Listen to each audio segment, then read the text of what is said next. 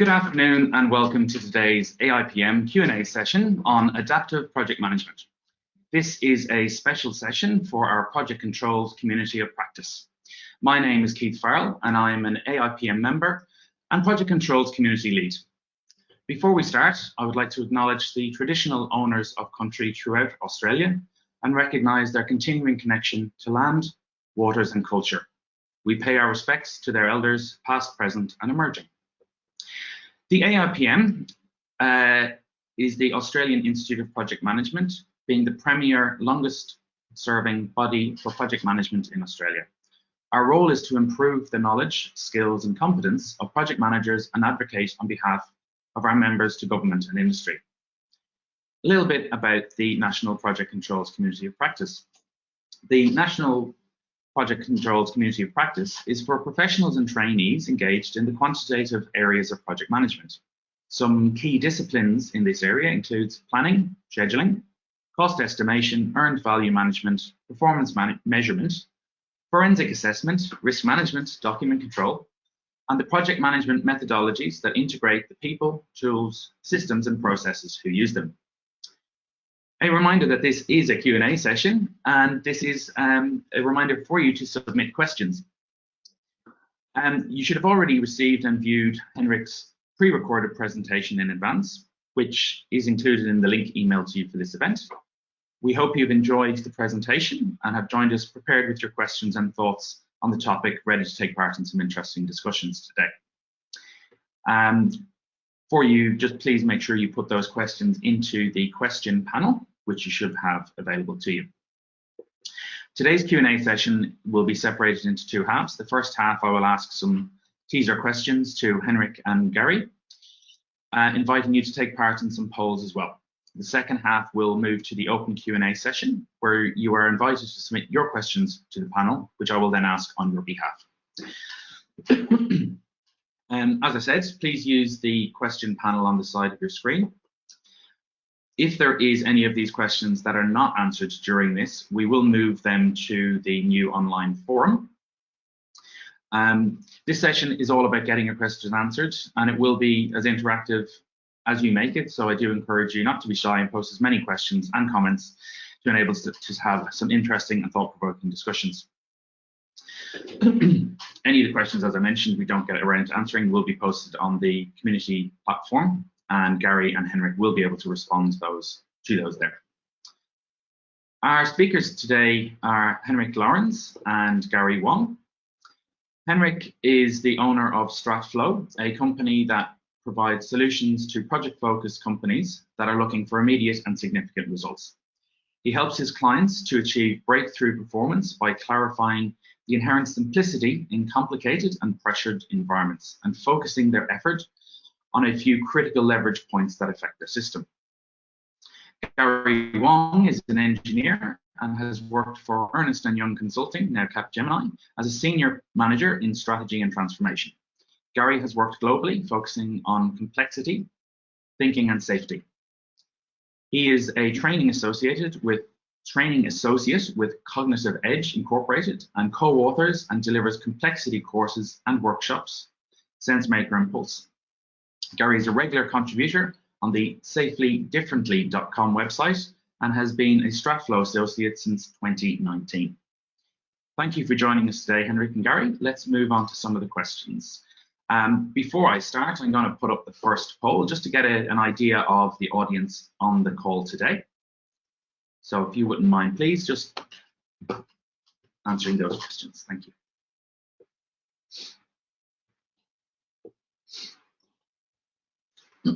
Gary, would you like to join us on camera?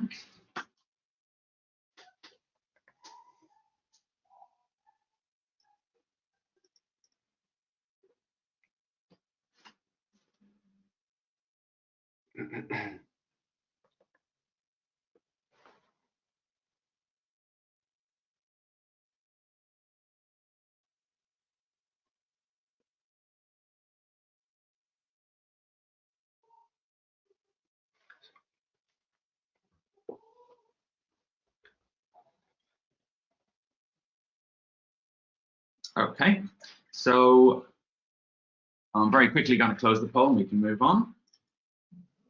So we have a broad range, which is great to see. Construction with 41%, 36% from government, and 11% from health and education, 15% from IT and comms, and then 23% from others. So thank you for doing that. Yeah, there we go. Thanks, Heinrich. Thanks, Gary. Thank you, Keith. Thank you. Now, let's get on to some of the questions. So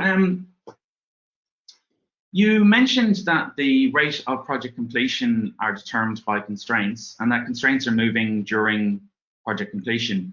Could you take us through that again? Certainly.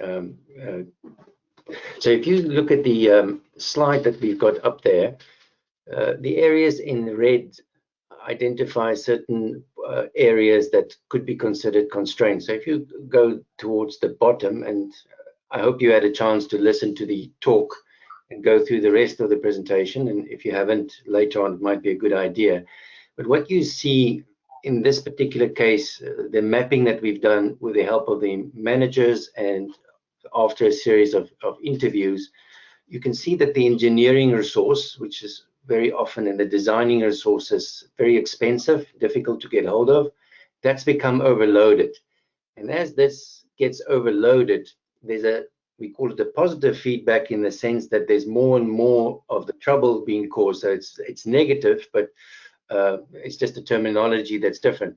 So this problem, if you don't interrupt this by some means, it will get worse and worse and overload everyone in the system. And then what happens is, because everybody, all the contractors still have to get paid, they will do what they can do in the sequence that they can, and they lose that optimum sequence. So there's bad multitasking starting to happen. The engineers lose the opportunity on the pre-starts in the morning to adjust the work that's done. They have to go back, adapt their designs even more. They get pulled out of the system even further. So this is the kind of constraint that you want to address as soon as you can. And for various reasons, in many industries, people don't necessarily want to speak up and say, we're not coping, because the understanding is there that we're all professional and we can do a good job. Sometimes we just have to work much harder.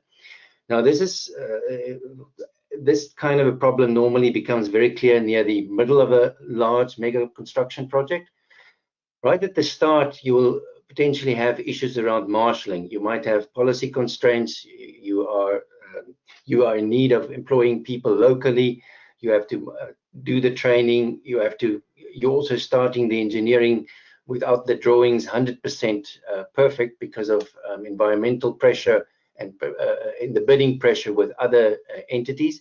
And at the end of the project, very often we find that because on paper things have been completed, resources are being handed over to other projects.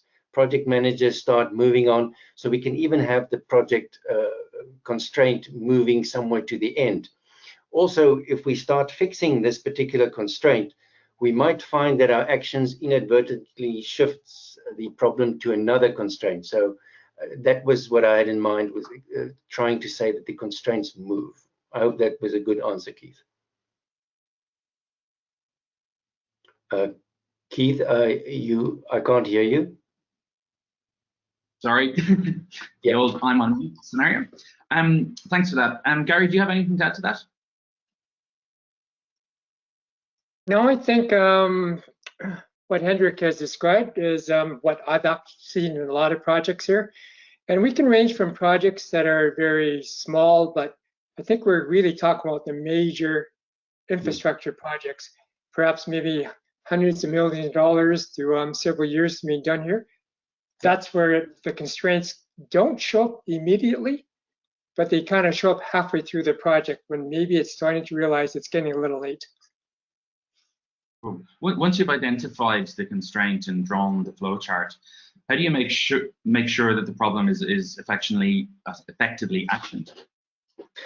So in the process where we had the interviews with the different departments and everybody in these interviews would be at the same level of seniority to make sure that there's no suppression of ideas and discussion. But what you find is that in that process, the managers have already been sensitized to the issues that are the frontline are facing.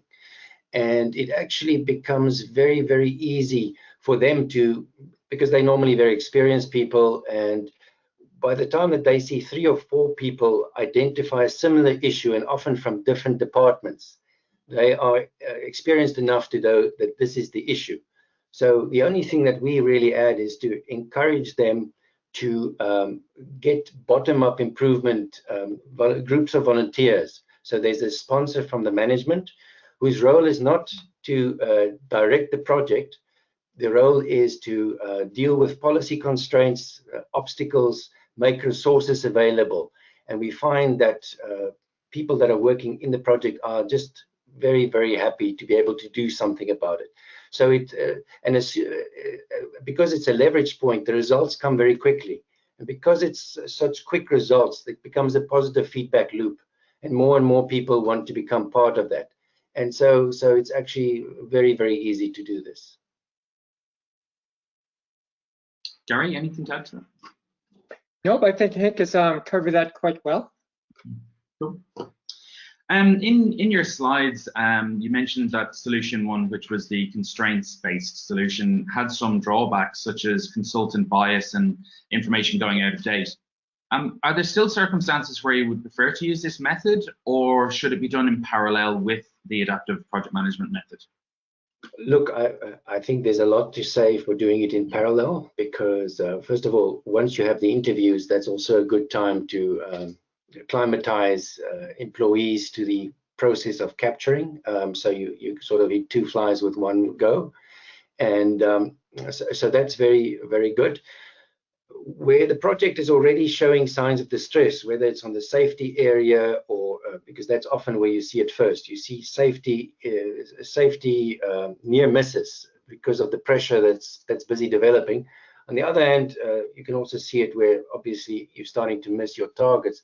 But once you decide now to have these groups to do the improvement, in most cases it's enough to make it work. But it's also having the adaptive project management capability is an excellent way of then seeing how the dynamics are starting to change in the direction that you want. And it allows you, Gary will go into it with more detail, it allows you to put together safety try experiments, and almost in real time you can see how the dynamics are busy changing, and it will give everyone very quick comfort that the direction of the change is going exactly where we wanted it, and that we're not creating what we call in theory of constraints negative branches, negative unintended consequences that we didn't foresee when we started.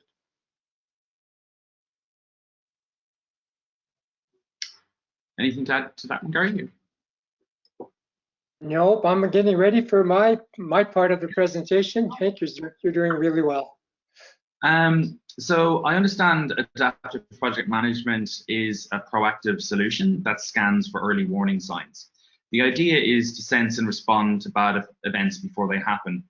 Where else is this approach being used, and how successful has it been? Okay. Well, as Hank explained, major projects are usually planned, scheduled, and costed assuming reasonably stable, predictable conditions. This is what we call the order system of project controls, handling known knowns. And what's risk management? Well, it's just dealing with known unknowns. However, you can't do much about unforeseen and unexpected problems due to uncertainty and complexity.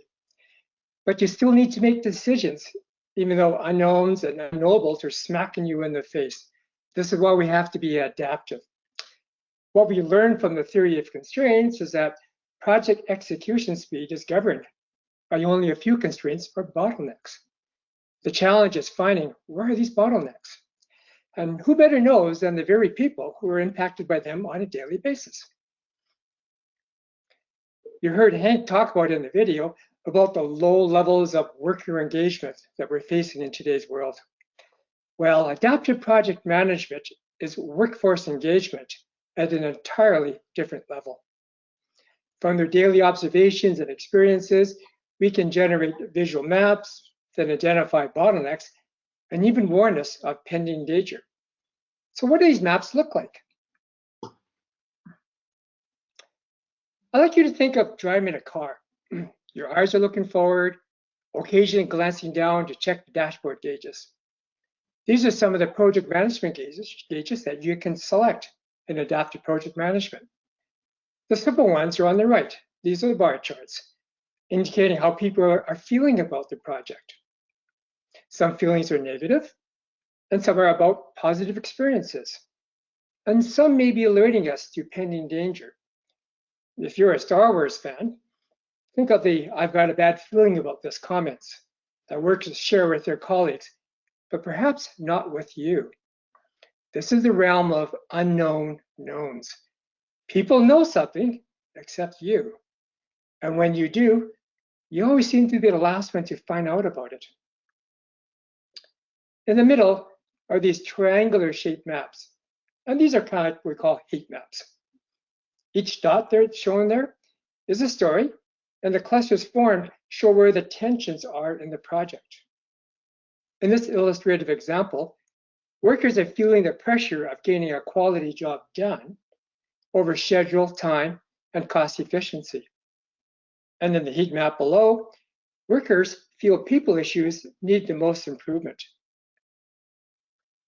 The maps on the right are what we call 2D contour maps. These maps generate and provide a sense of direction. So let's go back to that car analogy which I used, and using GPS for navigation. I like to use an app called Waze because it's crowdsourcing. Other Wazers on the road send traffic alerts in real time. The app then accepts that data and recalculates and suggests a better route for me to travel. Google Maps and Apple Maps are finally getting into the game, enabling users to report incidents.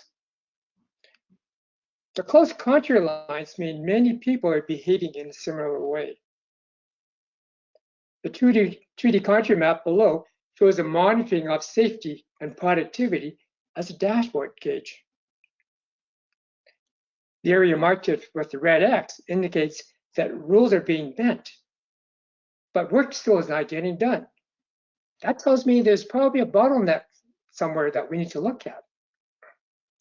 The aim is really marked in the green checkmark area, where work is getting done, and it's been getting done within the rules.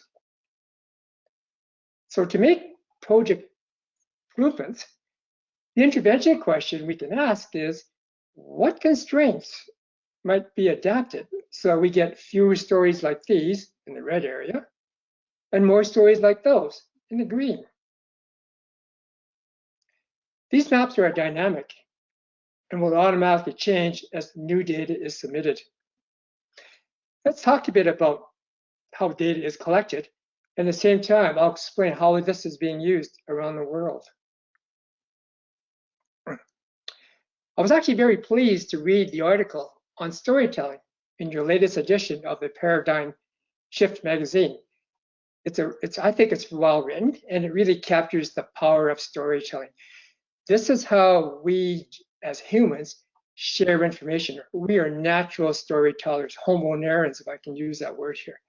This is how we pass down family rituals and secrets down from generation down into generation here. In adaptive project management, we go beyond just being storytellers. We want to be story listeners and analyze the patterns that are being formed and the maps that we can generate from them. This is a social science of anthropology. This is the field of ethnography. We call the practice distributed ethnography. That's because we go out and we actually collect various perspectives and views and enlist many people to become story listeners or ethnographers. You might have heard of the term wisdom of crowds. That's distributed ethnography in some respect here. And some of you may have known about that term called the Bayes theorem. We're using the independent cognition of individuals to create collective wisdom. So let's kind of go back to see what we're really probably accustomed to. And that's your traditional survey. They use what we call a Likert scale, something maybe 1 out of 10. and then they ask you to rate it on that scale. So let's say they ask you a question, so how satisfied are you with the way projects are delivered in our organization? So you choose, look at that, and you decide, I think I'm going to score 6 out of 10. How did you pick 6? Well, it's probably over the year you had some great experiences that were a 10, but you probably also had some real crappy ones in a 2, and something kind of in between as well. So what do? You average everything together, and you put a 6 here. This is how you get your normal distributions, and everything is kind of centered around the medians. What we try to do with distributed ethnography is that we want to capture all the 10s as well as we want to capture all the 2s. So we get twice as much useful data. For example, if we only had two experiences that we're averaging to get 6. And by the way, what do you do with a number like 6? What is it? Does it mean anything to you? Can you actually target a 6? What happens if an improvement target of 8 is set as a KPI? What are you going to do? How do you kind of move the 6 to an 8? If you had the 2 and the 10 experiences, at least you kind of know where to start. What we want to do is get more stories like the 10s, fewer like the 2s. And because you can actually see the stories and read the stories here, people quickly understand, oh, I can do that. Or like, oh, I may have to get that, I have to do this here. So already, these are very actionable things that people can do to shift their behaviors. So in the 2D contour map, the 2s are in the red X area, and the 10s are in the green checkmark area. Now, just a bit of clarification. We use the words stories and narratives interchangeably, and that's okay. But there are subtle differences. A story is an event that has happened. Narratives are perceptions of that story told by people as observations and experiences. There's only one story, but there can be many narratives about one event here. That's why it's always funny when you hear people talk about we only want the one truth. And that typically happens when I get involved in stuff like accident investigations. We're always looking for the one root cause. We're looking for the one truth. When clearly I understand that people have different narratives of that same event. So there isn't really one truth. Where has distributed ethnography been used? Well, it's been widely used in military, government, nonprofits, private companies, in all industries, and it's been going on for over the past decade. It really began in 2004, when Dave Snowden, the founder of Cognitive Edge, had US Army soldiers in Afghanistan install a SenseMaker app on their mobile phones. This is something that John Poindexter at the time wanted. Why? Because every time he went and asked the generals and the colonels, how well are we doing?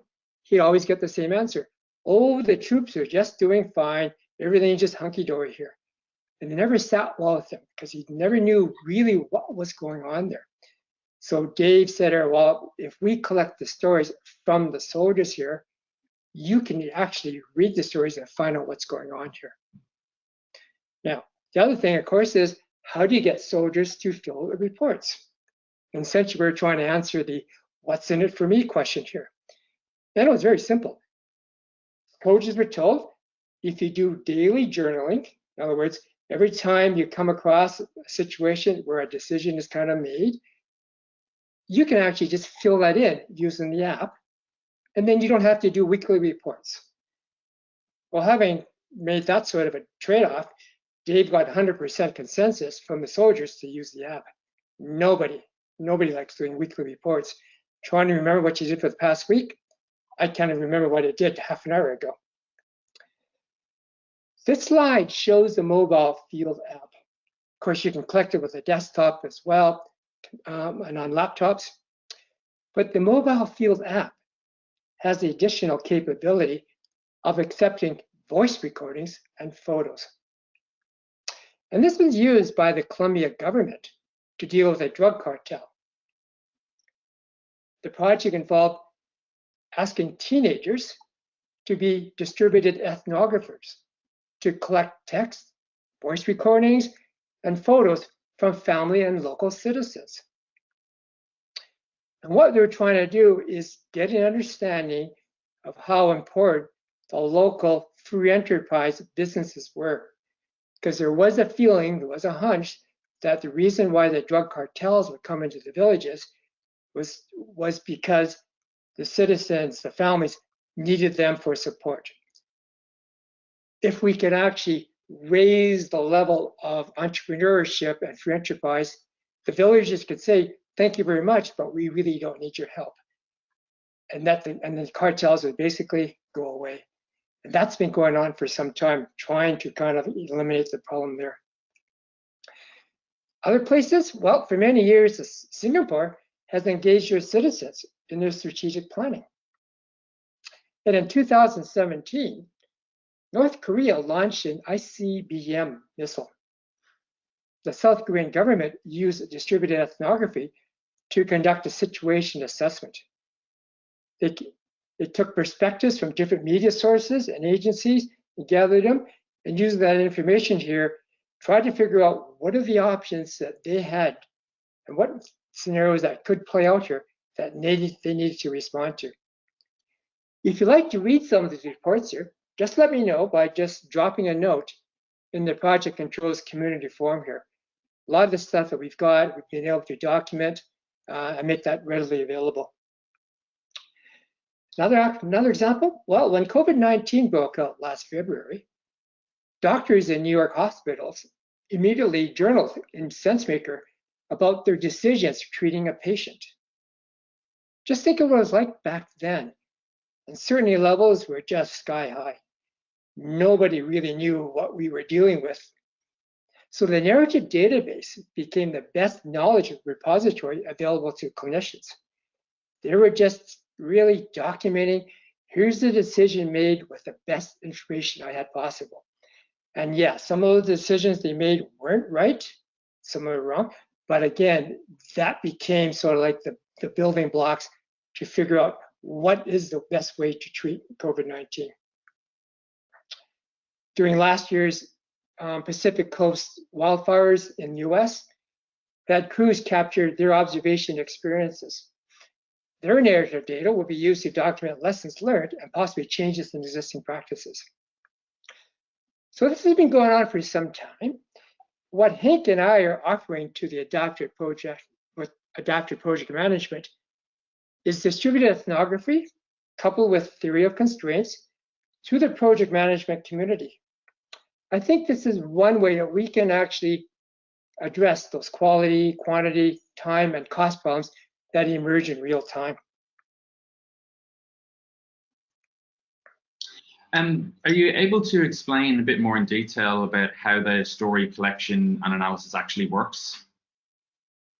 Yeah, we will. We actually have, I can do an online demo. I think we hopefully will have time here, and I'll walk people through what the project manager would see in the dashboard, and I'll also show too what you would use to collect your information, or actually, sorry, to submit your information here. This is one other key thing that we want to talk a bit about why this is so powerful, is that if you look in here, here's a bar chart. Many reports compiled from traditional surveys include bar charts. No big deal. But here's the big difference. Say you're presenting in front of our project steering committee here. This chart shows 20 incidents. All of a sudden, pointed questions are asked about incidents. How do you respond? Well, I guess you could say, sorry, I don't have that information. Or maybe you bring up that material that you worked on all night, guessing what would they ask? Or you can do this. All you do is you just click on the incident bar and let them read the narratives. They just pop up. This process is also called disintermediation. It's cutting out all the internal analysts and external consultants. So they can't really muck around with and massage the data And of course, that's what John Poindexter was feeling when all the colonels and generals say here, things are just hunky-dory and kind of fine, when you know there's something not quite right here. And when workers find out that they know they have a direct pipeline from their front line to decision makers, they see the what's in it for me value of their authentic voice being heard. And that's what gets it excited here. And people start building habits on just journaling whenever big decisions or any decision is being made. So back to what you're saying, Keith, this is live right now, this particular link. And I think if anybody watched that video, if you'd copied out, if you enter something right now, it would actually change the dashboard, which I'm going to show you in a few moments here. And like I said, if time permits, we can do a live demo and you can actually see how it really works. Okay. So I'm going to stop showing the screen here. I think, Keith, you want to ask, maybe we take some questions from the audience right now. Does that make sense? Yes, so just to let people know that I've actually pasted the link in the chat. So if you do want to go in and enter some data live, we will be able to do that demo.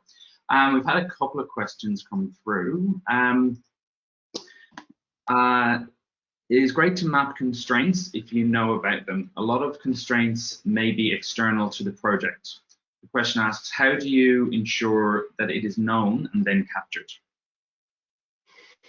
The question is about external controls, or external constraints. Constraints external to the project. Yeah. Look, both methods will be able to pick it up, because in the facilitated sessions, when you ask people about what it is like to do the job, these external constraints that are affecting them will pop up, and they'll pop up in different departments. And even if people on the adaptive project management capture on the smartphone stories about what work is like, these things will come up very easily. You might find it a little bit more difficult to affect it, but the understanding of where the policy constraints or where there are source issues from outside is coming from will go straight to those that have the power to make decisions. And it becomes their responsibility to get these obstacles out of the way. So both of these methods capture that very well. And will that work on, say, other projects that are dependent on that, say, build another building or another government decision?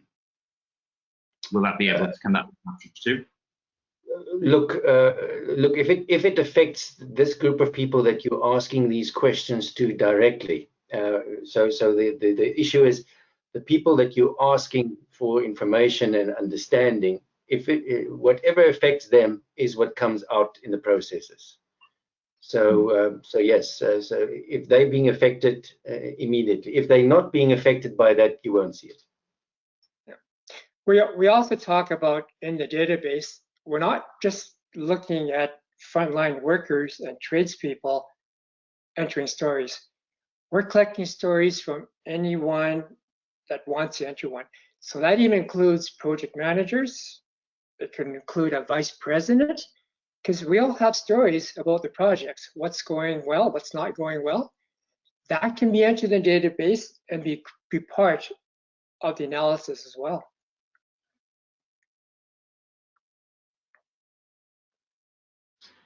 Cool. Just a reminder for everyone, if you do want to answer a question, please do pop it into the chat, the question chat window, and we will endeavour to ask those questions. What's the one thing that I think, if everyone was to take away one piece of information from adaptive project management as a concept, how would you explain that to people who might go back to their communities and organizations and go, this is a great talk, we've learned a bit more about it, we're going to go through the demo as well. What are the key takeouts, and how do you explain it in a simplistic way? You want to take that first, Hank, and I'll follow you? Okay, all right. So, the summary, and I tried to address it in my talk, the problem the problem that project managers and those working in projects face is extreme unpredictability and uncertainty and interdependent events, very tightly coupled interdependent events. And it doesn't matter how good the project manager is, without good information and timely crucial information and the ability to discern the really crucial issues that are busy developing and identifying them as soon as possible, something that comes from the ethnography we also call weak signals.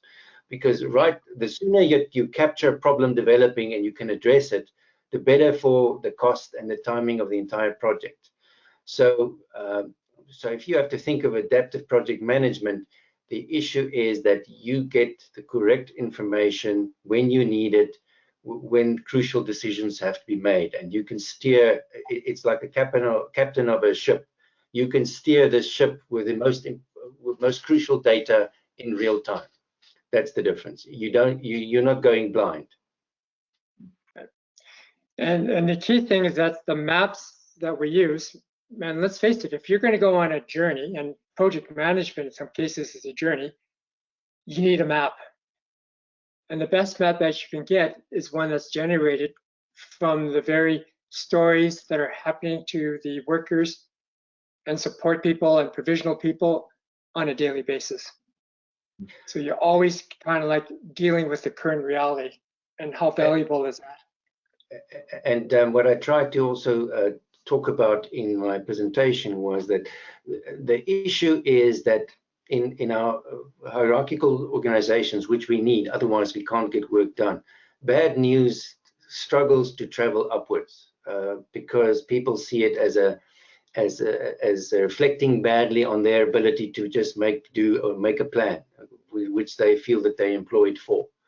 And nowadays in modern projects, there's so much that's involved, and the picture that you have in the front line is limited. So somebody in the front line is not able to see that 5 other people have a similar problem. And the information therefore does not travel to the senior people in a format that they can effectively deal with it. And that's another crucial part that this process addresses. How would you get around resistance? So people not wanting to share because of fear of reprisal, particularly if, you know, a bad thing is happening or someone is not doing something effectively. How do you approach that? Sure. So first of all, you have to make sure that there's confidentiality, and people are not going to, that's the first principle. People are not going to capture if they know they can be traced. It's not going to happen.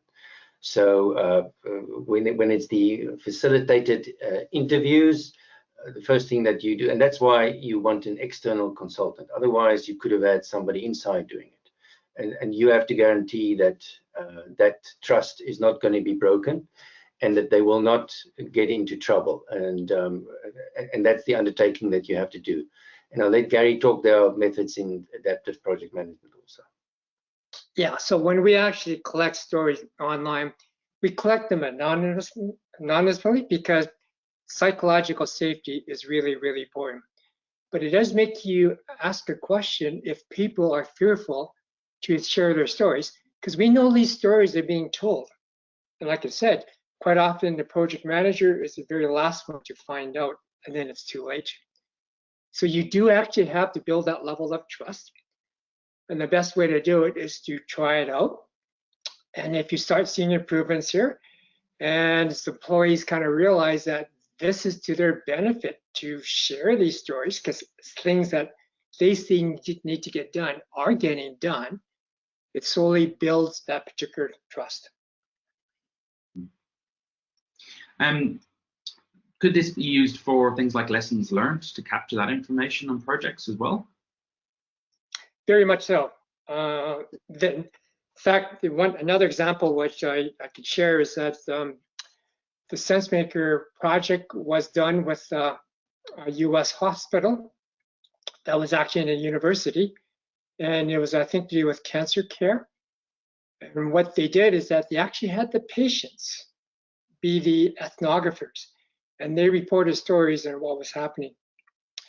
This became very valuable to the staff, because they could actually read the stories and see what sort of feelings and attitudes the different patients were getting themselves involved with.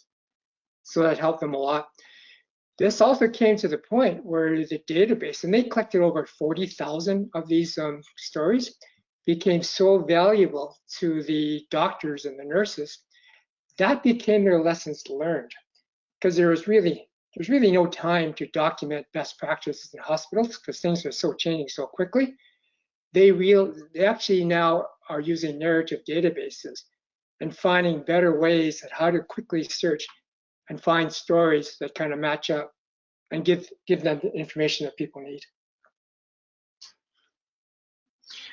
With the system that you're talking about, what level of security can be offered? I'm assuming this is not just about internet security, but also what kind of other security measures are in place, for example.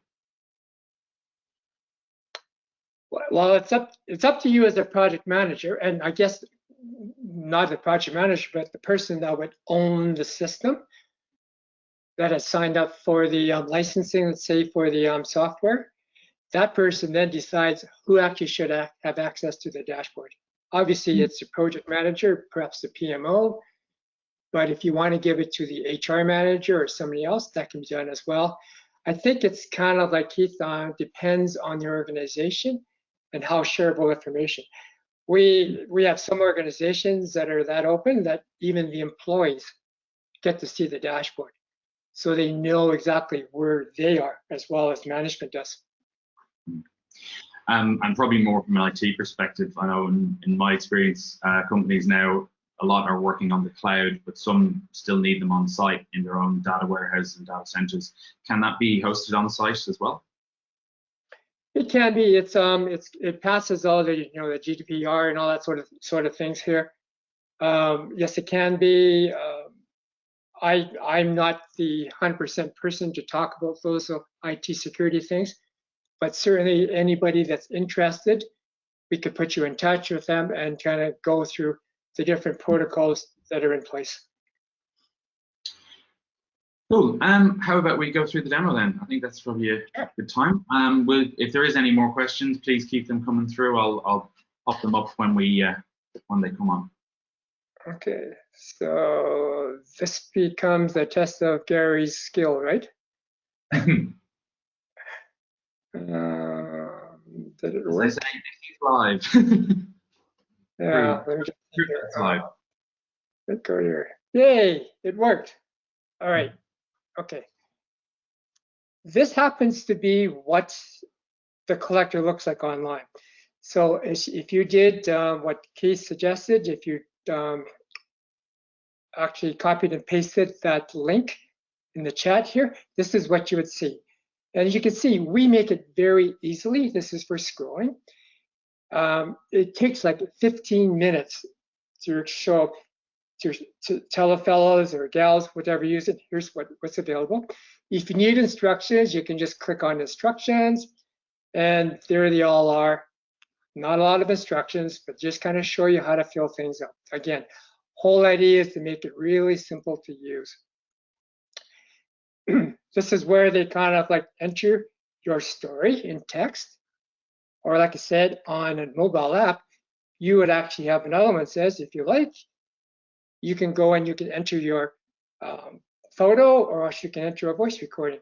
We give it a small tag. Then you can kind of see here the different things we've got. What sort of experience was this? Failure, pending danger, improvement, routine, exceptionally done well, other. And if you click on other, you can actually put in what that other experience is about. So we try to think about those things here. I'm not going to talk about the triads themselves, again, how they're formulated. That's kind of like a whole nother session itself. But what we've done is a lot of research in project management. And we try to pick the kind of like the pressures, the tensions that people and workers would probably feel on the job. You can see in this triad number 2, we've used the quality, the cost, and the timeliness sort of pressures. Again, you see, these are not right or wrong. These are actually all very valuable here. What we're just asking the worker at the time, the storyteller, what was the focus on at that particular time? We can talk about risk that way. And again, we can talk about our typical people, processes, and technology. Where can you see improvements? These are called dyads here. And all you do, you just kind of move these things around depending how you feel what it is. And you can talk about a project that was extremely delayed, or one that was extremely accelerated, or one that was fine in the middle. Or if it doesn't apply, you can just click the not applicable button. One of the things that we discovered in some of the research, there seems to be some tension, trade-offs between safety first and profit first here. Is this a factor in this particular story here? Let us know, and by just clicking these things around, moving around. We've also seen situations where in order to be productive, people are either having to bend the work to comply, which is 100% compliance, or also having to bend the rules to get the work done. So we're having to do workarounds. Again, if this was a factor in the story, let us know that by moving this around here. And then also tell us, is it something that rarely happens or all the time? This is how we can capture how people feel about that, their attitudes here, and we let people pick up the 3. And you can see the range that you can just click on. You can pick what you want on these things here. Then we gather some profile information here. This happens to be a generic sort of demo. And this is the kind of typical breakdowns we get for years of work experience, gender. If this was to be, if a company, your organization wanted to do this, we would spend some time and ask you, what are the profile questions that makes more sense to you? Maybe it's not every 5 years, but maybe it's every 10 years or something like that. Again, you tell us what to do. We've also picked these for primary work roles here. And you can see we can even extend beyond employees because we can actually talk about consultants and perhaps suppliers as well. We just did this just to get a kind of a snapshot of the industry that the project is in, and also your association. Now, this optional question is always a fun one because we did talk a bit about, how do you make sure that you don't have the fear of retribution? Well, we did put this question in, but a couple of companies go, why can't we put our name in? Because we want to be identified by the journal entry. We want to stand up for what we're saying here, and we want management to take a good look at that here. So simply, we just give people the option here.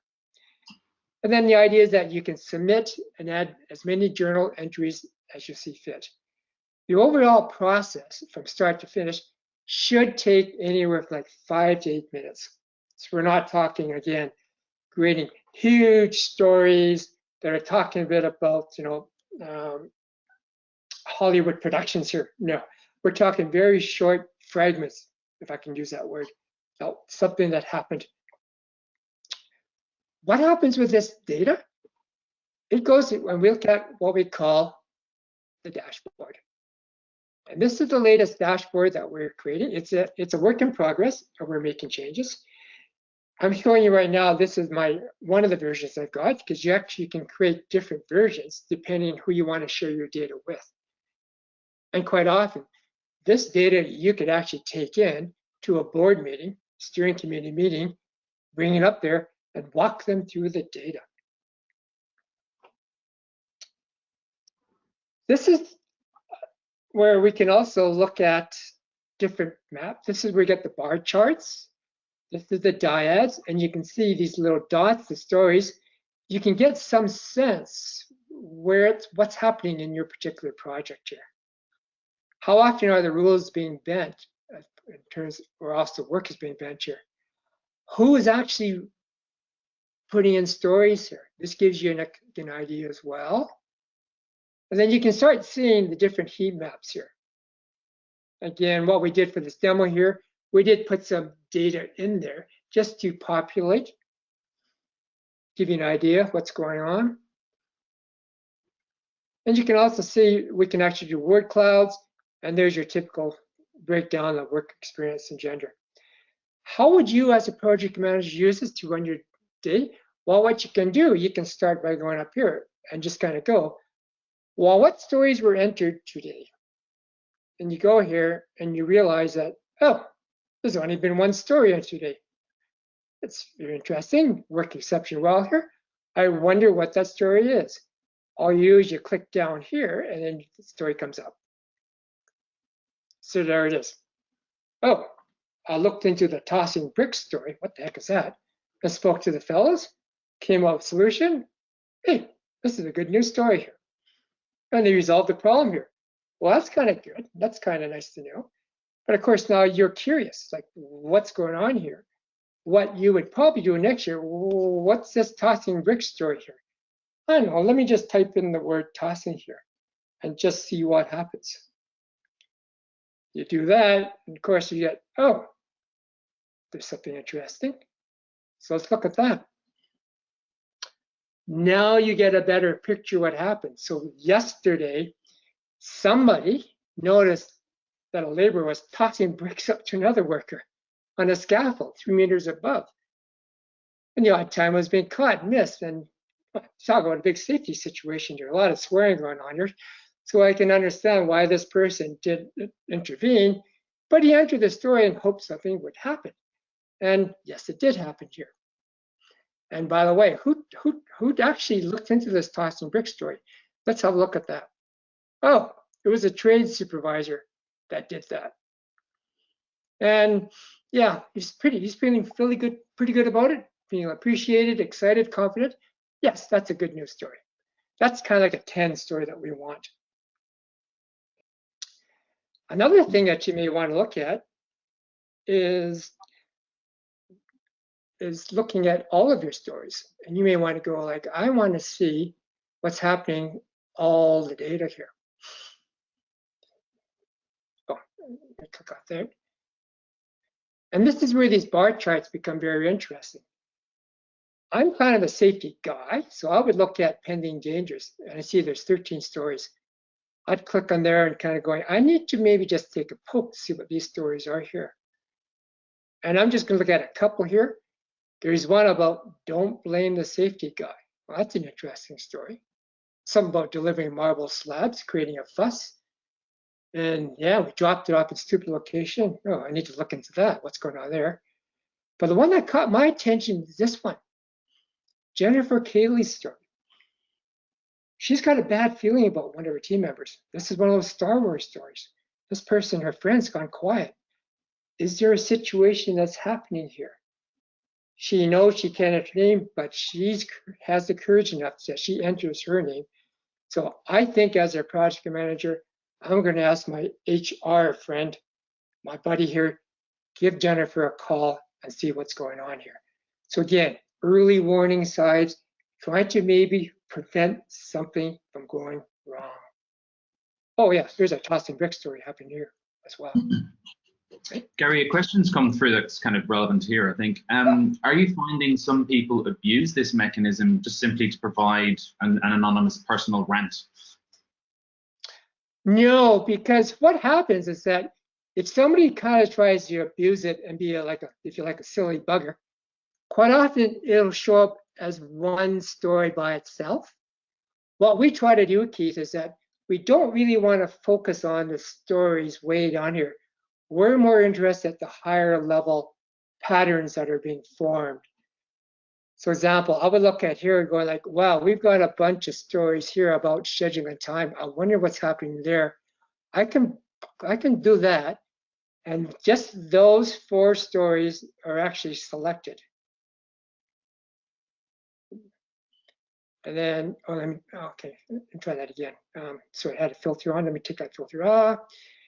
I want to go like, oh, there's more stories. I want to just look at these stories here. What is going on here?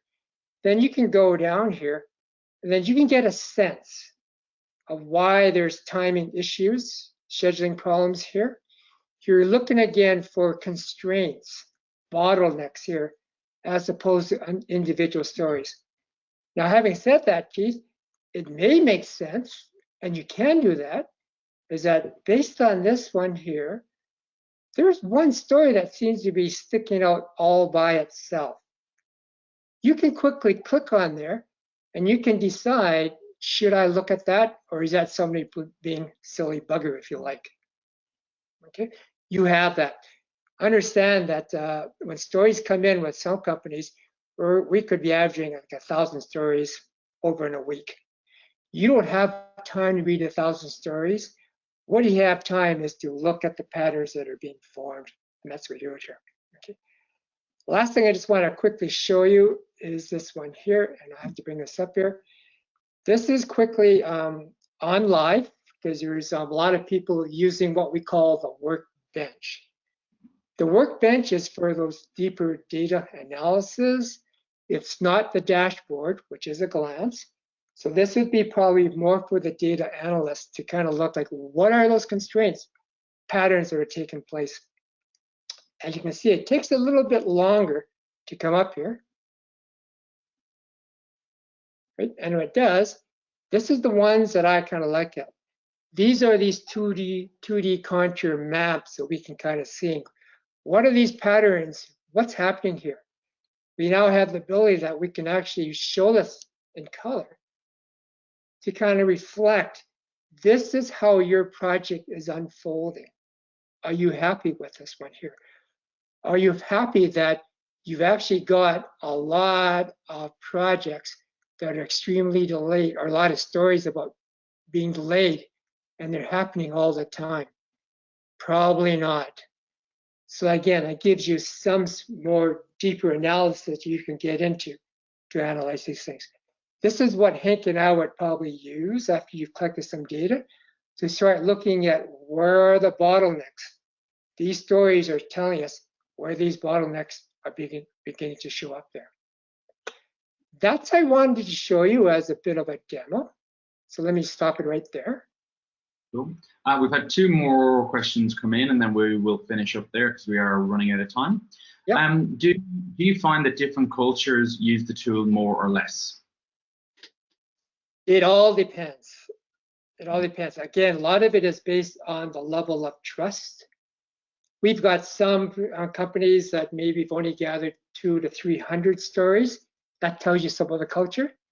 And then, like I said, we've got some places that are 30,000, 40,000 stories. So but that's been over time where they built that trust in using the system, and it's being used properly, and authentic voices are being captured. Can the data be exported to be consumed with, say, a BI tool? Yes, yes. Everything that's in there can be exported in a CSV file for a spreadsheet. So if you want to do it in other data visualization tools, by all means, you can. Cool. The last one for today, is there quality control needed for the stories entered to avoid a garbage in, garbage out scenario? You know, I wouldn't want to pass judgment on a person if the story is garbage or not. In fact, when I do this, I will tell workers, if you want to tell 100% lie, go ahead and tell 100% lie. And typically lie will be like, well, my third cousin on my wife's side said, so you know that's going to be a lie. That's fine, because the fact that you are contributing, and we don't look at the story, we look at this, what we call the triads and certification. That's the important stuff that we really want to focus on. We're looking at system constraints more than the actual stories themselves. Great. Before we just close up, I'm just going to run the last 2 polls really quickly. So everyone on the call, you're going to get a new poll to come up, and we'll do the next one straight away. So this one is around if adaptive project management seems appropriate for your industry projects. We'll leave that up for about 30 seconds.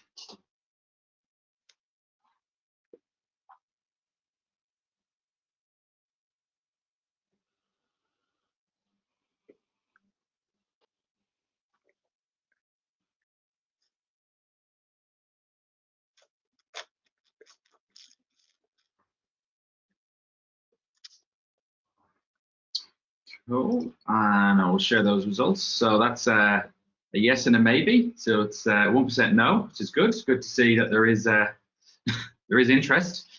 And the final one is on the benefits side. How much value do you see engaging your workforce to inform them going on what is on real time, high, medium, or low?